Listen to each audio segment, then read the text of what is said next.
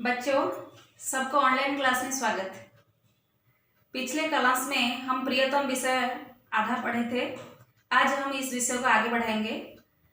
जो पढ़ चुके हैं इसके बारे में थोड़ा आलोचना करेंगे। नारद जी भगवान विष्णु से पूछे कि मर्त्यलोक में कौन है आपका सबसे प्रिय बड़ा भक्त है। भगवान विष्णु ने नारद जी से उत्तर दिया कि किसान ही मेरा सबसे बड़ा भक्त है।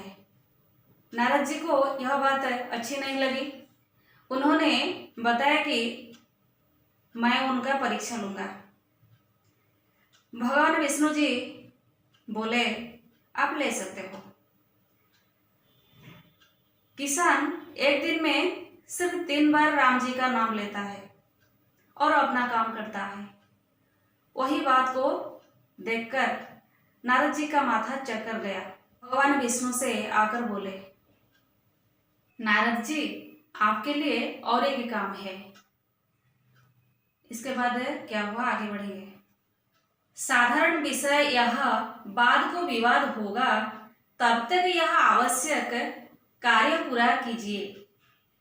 तैलपूर्ण पात्र यह लेकर प्रदक्षिणा कर आइए भूमंडल की। ध्यान रहे सविशेष एक बूंद भी इससे तेल न गिरने पाए। लेकर चले नारद जी।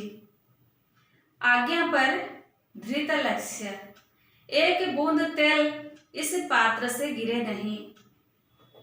योगीराज जल्द ही विश्व पर्यटन करके लौटे वैकुंठ को। तेल एक बूंद भी उस पात्र से गिरा नहीं। उल्लास मन में भरा था यह सोचकर, तेल का रहस्य एक अवगत होगा नया। नारद को देखकर विष्णु भगवान ने बैठाया स्नेह से कहा, बतलाओ पात्र लेकर जाते समय कितनी बार नाम इष्ट का लिया। एक बार भी नहीं। संकित हृदय से कहा नारद ने विष्णु से, काम तुम्हारा ही था, ध्यान उसी से लगा, नाम फिर क्या लेता और। विष्णु ने कहा, नारद उस किसान का भी काम मेरा दिया हुआ है। उत्तरदायित्व कई लदे हैं एक साथ, सबको निभाता और काम करता हुआ नाम भी वह लेता है। इसी से है प्रियतम। नारद लज्जित हुए, कहा यह सत्य है। विषय में जो कठिन शब्द है इसका अर्थ देखेंगे। सविशेष इसका अर्थ है आवश्यक या जरूरी। तैलपूर्ण इसका अर्थ है तेल से भरा। प्रदक्षिणा चक्कर लगाना। धृत लक्ष्य लक्ष्य में लगा। पर्यटन यात्रा। वैकुंठ स्वर्ग। उल्लास हर्ष। अवगत मालूम होना। इष्ट अभिलाषित या वांछित। उत्तरदायित्व जिम्मेदारी। निभाना पूरा करना। लज्जित शर्मिंदा। अभी विषय व्याख्या करेंगे। साधारण विषय यह बाद को विवाद होगा, तब तक यह आवश्यक कार्य पूरा कीजिए। तैलपूर्ण पात्र यह लेकर प्रदक्षिणा कर आइए भूमंडल की। भगवान जी ने नारद जी से बताए कि यह जो काम तुम्हारे लिए है, यह काम बाद में विवाद बन जाएगा। तैलपूर्ण पात्र लेकर तुम भूमंडल को चक्कर लगा के आओ। ध्यान रखना एक बूंद भी इससे तेल न गिरने पाए। यह बात को ध्यान देना चाहिए।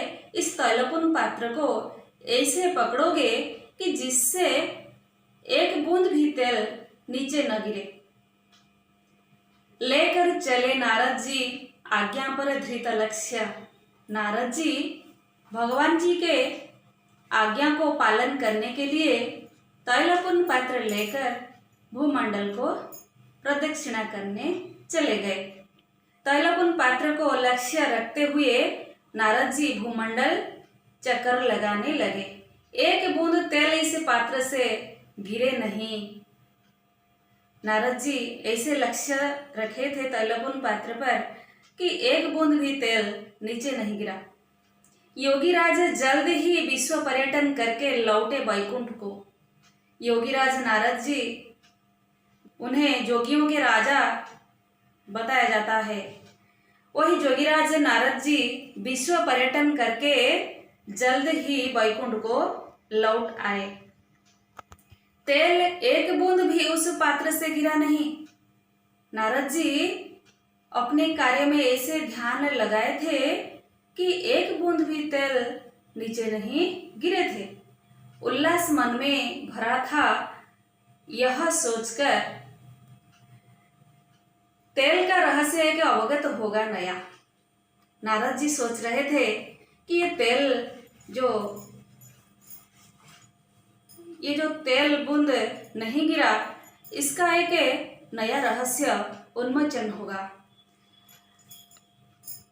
ये भाव अपने मन में सोचकर उल्लास मन में, आनंदित मन में वैकुंठ को लौट आए। नारद को देखकर विष्णु भगवान ने बैठाया स्नेह से कहा। नारद जी को देखकर विष्णु जी ने अपने पास बैठाया और स्नेह से कहा, बताओ पात्र लेकर जाते समय कितनी बार नाम इष्ट का लिया। भगवान ने उन्हें पूछा कि नारद जी, तुम तैलपुन पात्र लेकर चक्कर लगाने के समय कितने बार भगवान का नाम लिए हो? तुम्हारा इष्ट देव का नाम कितने बार लिए हो? एक बार भी नहीं, संकित हृदय से कहा नारद ने विष्णु से। एक बार भी इष्ट देव का नाम नहीं लिया हूं। काम तुम्हारा ही था हे भगवान, तुम्हारा ही काम तो मैंने कर रहा था। ध्यान उसी से लगा। तुम्हारा काम जो कर रहा था उसी से ही मेरा ध्यान लगा।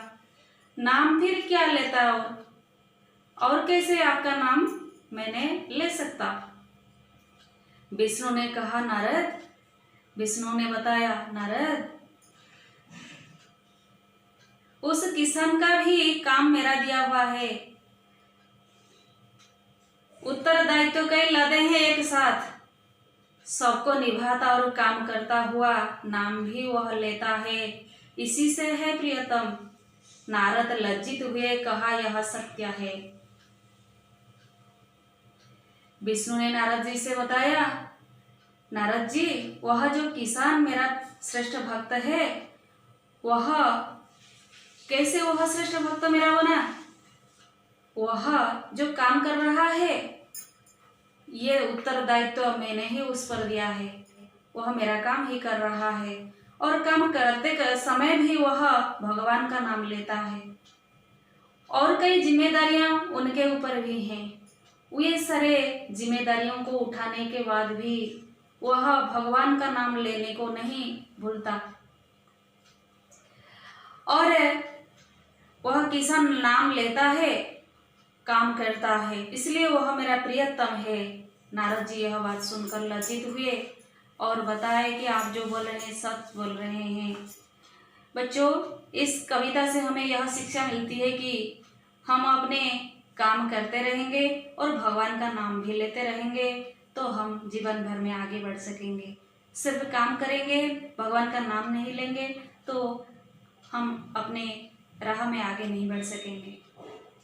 बच्चों, आज के लिए इतना। तुम्हारे लिए जो प्रश्न गूगल फॉर्म है इसे जरूर करना। पीडीएफ में जो प्रश्नोत्तर दिया गया है इसे जरूर लिखना।